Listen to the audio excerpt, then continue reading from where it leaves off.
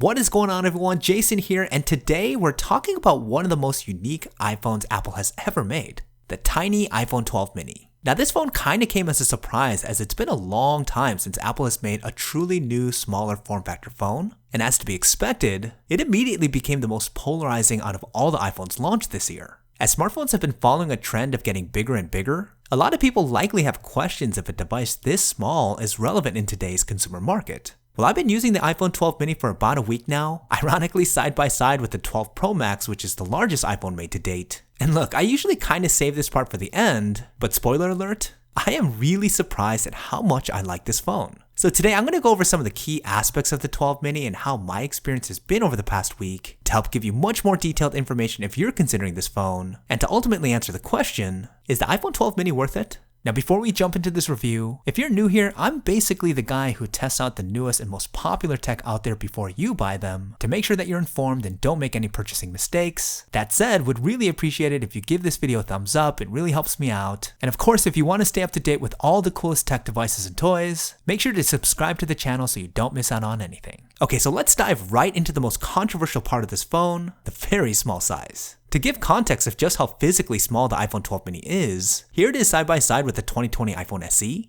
and you can see that it's actually smaller. And you notice the compact nature of this device as soon as you get it into your hands. This is the first phone in a long time where I could wrap my fingers completely around, and because it's been years since handling a device this compact, it did first come off like it was a toy, I'm not gonna lie. Okay, toy probably isn't the best word because it could lead folks to assume that it comes off cheap, which it definitely doesn't. In fact, the build quality on the iPhone 12 mini is probably one of its most impressive features. It has Apple's wildly popular new industrial design with the flat aluminum frame. The glass on the front and back of the device are precisely integrated so there's no gap whatsoever. It has the same IP68 water and dust resistance certification and ceramic shield protection as the more expensive iPhones, and it comes in the same awesome colors. So no doubt, the iPhone 12 mini is an extremely well put together, beautiful phone that is built to the highest standards of quality. And what's notable here is that although all the iPhone 12 share the same design blueprint, the returns in relation to comfort and ergonomics is by far the greatest with this version.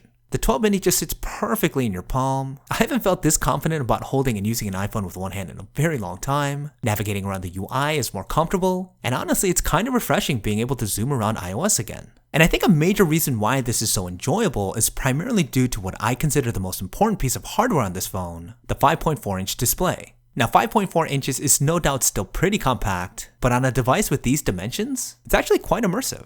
The edge-to-edge design helps give the iPhone 12 mini a modern look and feel, and I was surprised at how enjoyable it was to consume content with this phone. To me, this is the biggest differentiator between this phone and something like the 2020 iPhone SE. Though smaller, the user experience on the 12 mini is so much better, and again, when it comes to quality, Apple took no shortcuts. You get the same OLED display that's used on the other iPhone 12 models, and it's a beautiful panel. Text is sharp, you get vibrant, saturated colors, great contrast with those inky blacks, and watching HDR content on this tiny device is way better than what you think it would be. Now it may not be the easiest to initially type on or play games with, but I found the adjustment to be quite fast, and in many ways I feel like I'm more productive with this phone.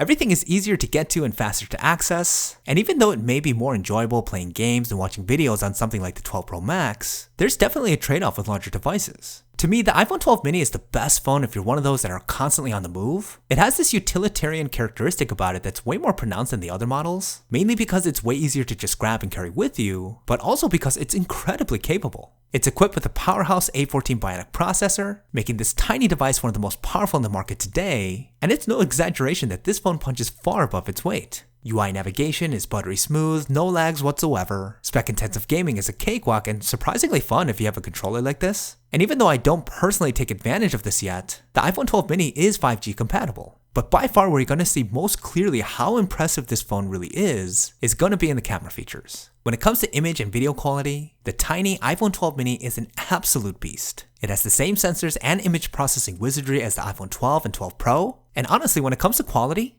it's virtually identical, even with the more advanced 12 Pro Max. The selfies come off fantastic. Apple has really refined their image processing to make portrait mode selfies come off more natural than they have in the past, and they're spot on with color accuracy, especially with skin tones. Front-facing 4K video looks outstanding with the extended HDR support, and to me it's the best front-facing video capability you can get on any phone right now. And it only gets even more impressive with the cameras on the rear. Images are sharp, you get really good colors, and the dynamic range is great. Apple has really stepped it up with its approach to computational photography, and I can confidently say that you're getting arguably the best image quality coming out of any smartphone. Where you really see the 12 mini flex its muscles is in video. This small device can shoot 4K video in 10-bit Dolby Vision HDR, and even though most of you aren't going to know or care what that really means, the result is absolutely stunning video footage that is so far ahead of the competition, it's truly in a class of its own. I was so impressed at just how good the dynamic range was on this 4K footage. It's truly a representation of just how powerful the A14 Bionic processor is, and any thoughts of the iPhone 12 mini being a toy at this point have completely been thrown out the window.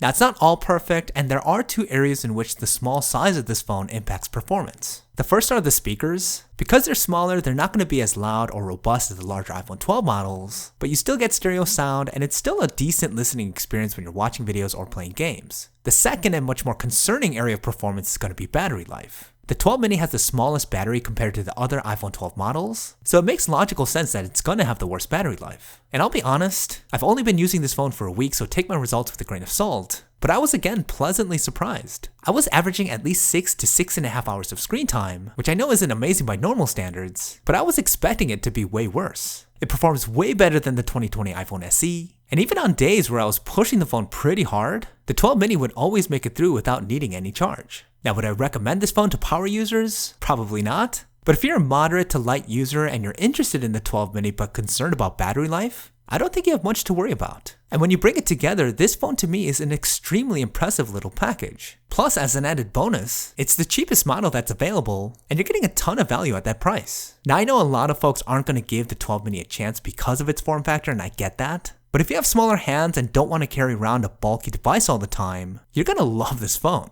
And I feel like it's going to be the next iPhone that has the biggest cult following. And I would say if you have the slightest interest at all in the iPhone 12 mini, I wouldn't completely rule it out until you get your hands on it. You might be surprised at just how quickly you fall in love with this phone. Okay, that's about it for this review. Don't forget to leave me a thumbs up. Again, I'd really appreciate it. Check out this review of the 12 Pro Max and the 12 Pro if you're looking for some comparisons. Let me know what your thoughts are below, and I'll see you guys in the next one.